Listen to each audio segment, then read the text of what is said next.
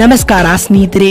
ಅಫ್ಘಾನ್ ವಿರುದ್ಧ ಹೀನಾಯವಾಗಿ ಸೋತ ನ್ಯೂಜಿಲೆಂಡ್ ಬದಲಾಯಿತು ಟಿ20 ವಿಶ್ವಕಪ್ನ ಸಂಪೂರ್ಣ ಪಾಯಿಂಟ್ಸ್ ಟೇಬಲ್.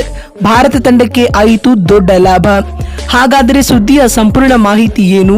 ಅಷ್ಟಕ್ಕೂ ಅಫ್ಘಾನ್ ವಿರುದ್ಧ ನ್ಯೂಜಿಲೆಂಡ್ ಸೋತ ಬಳಿಕ ಬಿಡುಗಡೆಯಾಗಿರುವ ಟಿ20 ವಿಶ್ವಕಪ್ನ ಲೇಟೆಸ್ಟ್ ಪಾಯಿಂಟ್ಸ್ ಟೇಬಲ್ ಪಟ್ಟಿ ಯಾವ ರೀತಿಯಾಗಿದೆ ಗೊತ್ತಾ? ಹೀಗೆ ಇದೆಲ್ಲದರ ಬಗ್ಗೆ ಇವತ್ತಿನ ಈ ಒಂದು ವಿಡಿಯೋದಲ್ಲಿ ತಿಳಿಸ್ಕೊಡ್ತಾ ಹೋಗ್ತೀನಿ. ಹೀಗಾಗಿ ದಯವಿಟ್ಟು ಈ ವಿಡಿಯೋವನ್ನ ಕೊನೆವರೆಗೂ ನೋಡಿ ಸ್ನೇಹಿತರೆ.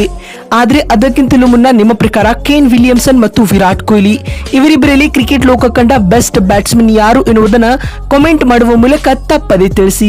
ಹೌದು ಸ್ನೇಹಿತರೆ, ಅಮೆರಿಕದ ಗಯಾನಾ ಅಂತಾರಾಷ್ಟ್ರೀಯ ಮೈದಾನದಲ್ಲಿ ನಡೆದ ಐಸಿಸಿ ಟಿ20 ವಿಶ್ವಕಪ್ನ 14ನೇ ಪಂದ್ಯದಲ್ಲಿ ಕೇನ್ ವಿಲಿಯಮ್ಸನ್ ನಾಯಕತ್ವದ ನ್ಯೂಜಿಲೆಂಡ್ ತಂಡವು ಅಫ್ಘಾನ್ ವಿರುದ್ಧ 84 ರನ್ಗಳ ಹೀನಾಯ ಸೋಲು ದಾಖಲಿಸಿದೆ ಸ್ನೇಹಿತರೆ. ಈ ಒಂದು ಪಂದ್ಯದಲ್ಲಿ ಮೊದಲು ಬ್ಯಾಟಿಂಗ್ ಮಾಡಿದ ಅಫ್ಘಾನ್ ತಂಡದ ಪರ ರೆಹಮಾನುಲ್ಲಾ ಗುರ್ಬಾಜ್ ರವರು 56 ಎಸೆತಗಳಿಂದ 80 ರನ್ ಹಾಗೂ ಇಬ್ರಾಹಿಂ ಜದ್ರಾನ್ ರವರು 41 ಎಸೆತಗಳಿಂದ 40 ರನ್ಗಳ ಆಧಾರದ ಮೇಲೆ ನಿಗದಿತ 20 ಓವರ್ಗಳಲ್ಲಿ 6 ವಿಕೆಟ್ ಕಳೆದುಕೊಂಡು 159 ರನ್ ಕಲೆ ಹಾಕಿತು. ಪಂದ್ಯ ಗೆಲ್ಲಲು 160 ರನ್ಗಳ ಸ್ಪರ್ಧಾತ್ಮಕ ಗುರಿಯನ್ನ ಬೆನ್ನಟ್ಟಿದಂತಹ ಕಿವೀಸ್ ಪಡೆಯು ಕೇವಲ 15.2 ಓವರ್ಗಳಲ್ಲಿ 75 ರನ್ಗಳಿಗೆ ಸರ್ವಪತನ ಕಂಡಿತು ಸ್ನೇಹಿತರೆ.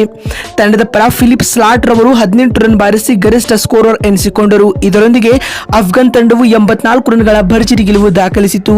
ಇದೀಗ ಈ ಪಂದ್ಯದ ಮುಕ್ತಾಯದ ಬಳಿಕ ಬಿಡುಗಡೆಯಾಗಿರುವ ಟಿ20 ವಿಶ್ವಕಪ್ನ ಹೊಸ ಪಾಯಿಂಟ್ಸ್ ಟೇಬಲ್ ಪಟ್ಟಿ ಯಾವ ರೀತಿಯಾಗಿದೆ ಅಂತ ನೋಡ್ತಾ ಬರುವುದಾದ್ರೆ, ಎ ಗುಂಪಿನಲ್ಲಿ 4 ಅಂಕಗಳೊಂದಿಗೆ ಅಮೆರಿಕ ತಂಡವು ಮೊದಲ ಸ್ಥಾನದಲ್ಲಿದೆ. 2ನೇ ಮತ್ತು 3ನೇ ಸ್ಥಾನದಲ್ಲಿ ಕ್ರಮವಾಗಿ ತಲಾ 2 ಅಂಕಗಳೊಂದಿಗೆ ಭಾರತ ಮತ್ತು ಕೆನಡಾ ತಂಡಗಳಿದ್ದರೆ 4ನೇ ಹಾಗೂ 5ನೇ ಸ್ಥಾನದಲ್ಲಿ ಗೆಲುವಿನ ಖಾತೆ ತೆಗೆಯಲಾಗಿದೆ. 4ನೇ ಮತ್ತು 5ನೇ ಸ್ಥಾನದಲ್ಲಿವೆ. ಇನ್ನು ಬಿ ಗುಂಪಿನ ಬಗ್ಗೆ ಮಾತನಾಡುವುದಾದರೆ, ಮೊದಲ ಸ್ಥಾನದಲ್ಲಿ ಸ್ಕಾಟ್ಲೆಂಡ್ ತಂಡವಿದ್ದು 3 ಅಂಕಗಳನ್ನು ಪಡೆದುಕೊಂಡಿದ್ದರೆ 2ನೇ ಸ್ಥಾನದಲ್ಲಿ ಆಸೀಸ್ ತಂಡವಿದ್ದರೆ 3ನೇ ಸ್ಥಾನದಲ್ಲಿ ನಮೀಬಿಯಾ ಇದೆ. ಇನ್ನು 4ನೇ ಮತ್ತು 5ನೇ ಸ್ಥಾನದಲ್ಲಿ ಗೆಲುವಿನ ಖಾತೆ ತೆರೆಯಲಾಗದೆ ಇಂಗ್ಲೆಂಡ್ ಮತ್ತು ಒಮಾನ್ ತಂಡಗಳು ಸ್ಥಾನವನ್ನು ಪಡೆದುಕೊಂಡಿವೆ. ಮತ್ತು ಗುಂಪು ಸಿನ ಬಗ್ಗೆ ಮಾತನಾಡುವುದಾದರೆ, ಮೊದಲ ಸ್ಥಾನದಲ್ಲಿ ಅಫ್ಘಾನ್ ಪಡೆ ಇದ್ದರೆ 2ನೇ ಸ್ಥಾನದಲ್ಲಿ ವೆಸ್ಟ್ ಇಂಡೀಸ್ ಇದೆ.